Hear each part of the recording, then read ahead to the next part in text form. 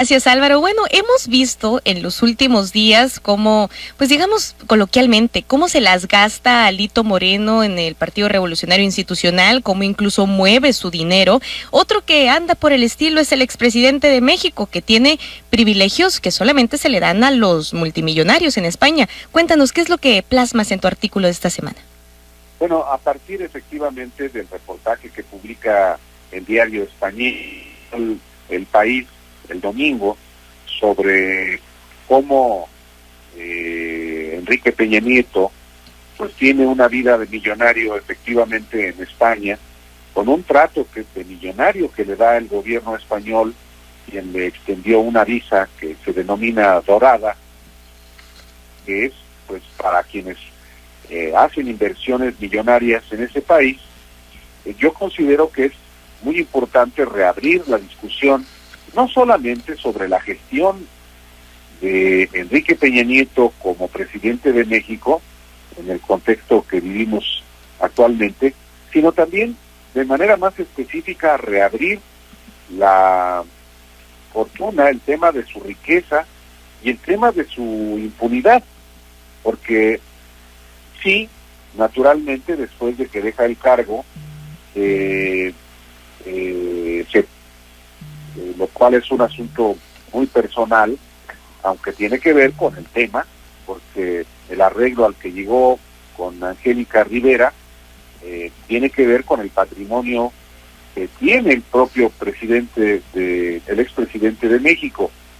Y por supuesto que es de interés público, porque no sabemos si efectivamente la riqueza de Enrique Peña Nieto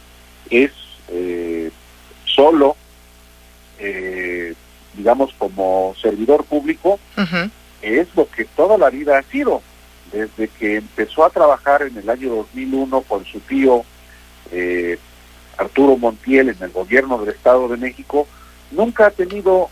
otro trabajo Enrique Peña Nieto, y aunque presentó su declaración patrimonial en, digamos, en los primeros años gobierno, no sabemos cuál fue la cantidad con la que salió del gobierno, porque sencillamente decidió no hacerla pública. Y por supuesto que la vida de lujo que lleva sí tiene que ver con lo que fue su gestión caracterizada por la corrupción, no solamente de él y de su equipo más cercano, sino en todo el gobierno. Por supuesto que hubo una robadera acreditada. Entonces el asunto, yo decidí escribir esta columna Historia de lo Inmediato, que publico todos los martes, precisamente porque es un tema pendiente en México, revisar la riqueza de Enrique Peña Nieto, que podemos presumir que es mala vida, y nos atenemos también a las evidencias de su propia campaña electoral en 2012, cuando está acreditado que recibió 10.5 millones de pesos de la constructora brasileña Odebrecht, y una investigación que no avanza en la Fiscalía General de la República. Ese es el tema que yo abordo en mi columna, y también, por supuesto, la displicencia, la abulia, la impasibilidad de la Fiscalía General de la República para precisamente esclarecer parte de esta riqueza a partir de la trama de Odebrecht, que pues está acreditada en transferencias de la constructora Odebrecht a la campaña de Enrique Peña Nieto, que también recursos que se utilizaron para comprar a diputados del PAN para aprobar su reforma energética. Esa es parte de lo que me parece debe reabrirse a partir de este reportaje publicado por el periódico El País en España. Claro, y aquí va a ser muy importante ver y analizar el actuar de las autoridades mexicanas, sobre todo en este caso de la Fiscalía, porque no es justo, Álvaro, no es justo, sobre todo porque aunque esté normalizado, no debe de ser normal que presidentes o incluso gobernadores entren de una manera y salgan con riqueza. Veíamos también por ahí atrás en tu artículo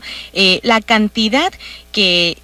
Enrique Peña Nieto dijo tener al inicio de su gobierno en el año 2013, con lo cual vemos, pues no le alcanzaría, suponiendo que tuviera esos terrenos, esas casas que dijo tener en el año 2013 para obtener un visado dorado. Mira, por supuesto que él al gobierno dijo que tenía en inversiones 10 millones de pesos y tenía otros 3 millones de pesos en joyas, en metales. Vamos a suponer que él entró al gobierno en el 1 de diciembre de 2012 con 15 millones de pesos. Lo hizo público como parte, por supuesto, de un compromiso que asumió y fue actualizando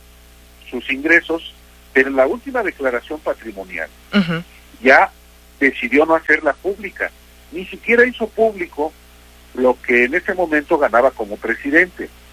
Es obvio que un presidente de México, sobre todo en el caso de Peña y sus antecesores, pues no tienen necesidad de gastar absolutamente nada en alimentos, en transporte, en vivienda, porque vivían en Los Pinos y se les proveía de todo de servicios. Podrían gastar efectivamente en la manutención de sus hijos, comprándoles ropa, escuela, pero en realidad tenían, digamos, una capacidad de ahorro porque no gastaban en lo fundamental durante 6 años. Bueno, uno entiende que puede ahorrarse en ese tiempo, en esos 6 años, pues si nos atenemos a un ingreso anual de alrededor de 2 millones de pesos, 12 millones de pesos que podrían haberse ahorrado, digamos, si los ingresaran íntegros. Entonces, en este sentido, una suma simple nos daría que Peña Nieto, con lo que informó en su primera declaración patrimonial, podría haber ahorrado o podría haber acumulado un patrimonio de alrededor de 28, 30 millones de pesos, supongo. ¿Y pesos? Redondos. Eso lo hace un millonario y por supuesto que esa cantidad le da para digamos, vivir con holgura y hasta con lujo. El asunto es que hay también evidencias de que la extendida corrupción de su gobierno y de él mismo y de su entorno, pues lo llevó a acumular más recursos, incluyendo, por supuesto, recursos en efectivo, que es muy difícil de rastrear. Entonces, por supuesto que en un sexenio de corrupción